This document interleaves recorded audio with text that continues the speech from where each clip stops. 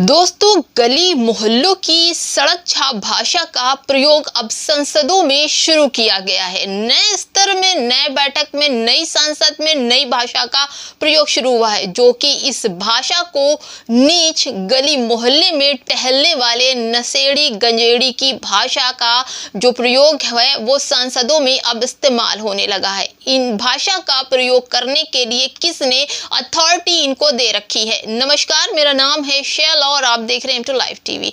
एक जीता हुआ सांसद को जहरीली, आतंकवादी, उग्रवादी और कटवा मुल्ले के नाम से संबोधित किए जाने लगे तो मोदी जी को अब सभी मुसलमानों के नाम के आगे जिहादी, उग्रवादी, आतंकवादी, कटवा मुल्ला शब्द लगाने का प्रस्ताव इसी नई संसद में पास कर देना चाहिए, क्योंकि नई संसद में ऐसी भाषा, ऐसे इस्तेमाल का सिर्फ बीजेपी वालों का ही कॉपीराइट बनता है।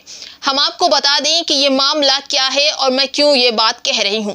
अमरोहा से सांसद दानिश अली को लोकसभा में एक नहीं बल्कि कई ऐसी गंदी भाषाओं का प्रयोग किया गया। बहस चंद्रयान की सफलता पर हो रही थी, मगर एक सांसद इस हद तक चले गए कि मजहब का नाम लेकर विरोधी दल के सांसद को निशाना बनाने लग गए। दानिश अली बसपा के जीते हुए सांसद हैं, जो बात बोली गई है ऐसी उन्हें सांसदी में कभी नहीं बोली। वो इस्तीफा देने के लिए भी सोच रहे हैं।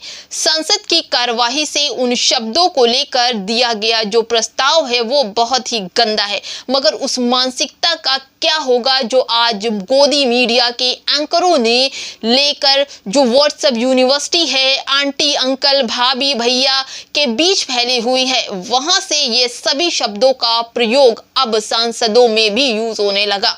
दानिश अली नहीं तो किसी और मुसलमान के खिलाफ ये इस्तेमाल लगातार किए जा रहे हैं। जब रमेश बिधूड़ी हद से पार बाहर नजर आ रहे हैं, तब पीछे बैठे पूर्व स्वास्थ्य मंत्री हर्षवर्धन और पूर्व कानून मंत्री रविशंकर प्रसाद इनकी भाषा, इनकी अद्भुत भाषा पर हंस रहे थे। सफाई अब दी जा रही है, लेकिन निंदा नहीं की जा रही है।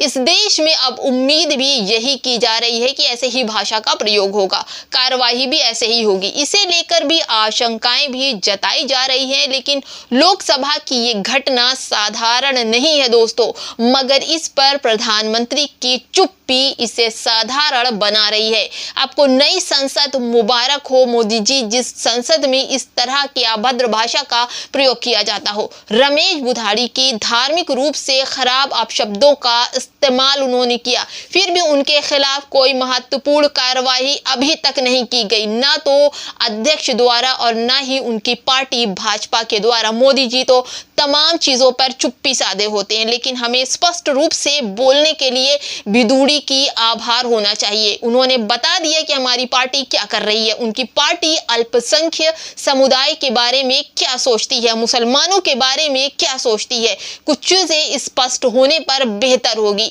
देश की संसद में पहली बार बेहद शर्मनाक अभद्र घटनाक्रम हुआ है।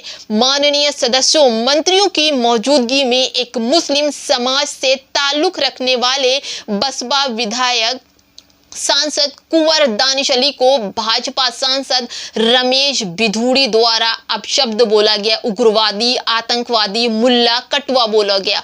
आपको मालूम होगा कि आजम खान को संसद में सिर्फ इसलिए बर्खास्त कर दिया गया कि सदस्यता उनकी रद्द की गई कि उन्होंने मजाकिया तौर पर माननीय सभापति की तारीफ की थी। आप संसद संजय सिंह को तो जानते ही होंगे, सिर्फ इसलिए बर्खास्त कर दिया कि उन्होंने सरकार की तानाशाही के खिलाफ नारे लगाए थे।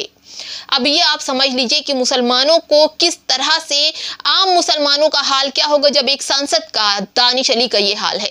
रमेश बिधूड़ी जैसे जहीरेले सांसद पूरी संसद की मौजूदगी में कुंवर दानिश अली की अपशब्द कहते हैं, उन्हें कठुआ, मुल्ला सब बोलते हैं। और अफसोस की बात है कि ये जो रविशंकर प्रसाद हैं, कानून मंत्री हर्षवर्धन, तरीके से सांसद उन्हें रोकते नहीं है, बल्कि उनकी बातों से उनके अंदर की कि विनोद भाव प्रकट होते हैं और वो हंसते रहते हैं। तो उन्होंने माननीय सभापति महोदय से निवेदन है कि रमेश बुधाड़ी की सदस्यता रद्द कर उन्हें आजीवन चुनाव न लड़ने पर पाबंदी लगाए जाए, साथ ही उचित धाराओं में कार्यवाही कर तत्काल गिरफ्तार भी किया जाए, अन्यथा हम आंदोलन के लिए बाधित होंगे। एक पत्र में उन्होंने दानिश अली ने भेजा है पत्र और कहा है ये सारी बातें। तो क्या मुसलमानों को, अगर एक आम मुसलमान की बात आप छोड़ दीजिए, तमाम मुसलमानों को क्या इसी तरह की अभद्र भाषा का इस्तेमाल बीजेपी वालों को कॉपीराइट मिला है कि वो मुसलमानों पर, चाहे वो पढ़े लिखे हो, गली मोहल्ले से उठकर वो भाषा संसद तक पहुंच गई? मोदी जी अब तो चुप्पी तोड़िए, क्योंकि ये देश की गरिमा का सवाल है और देश में जो नई संसद बनी है उसकी भी गरिमा का ख्याल रखते हुए रमेश बुधाड़ी पर कार्रवाई होनी ही चाहिए।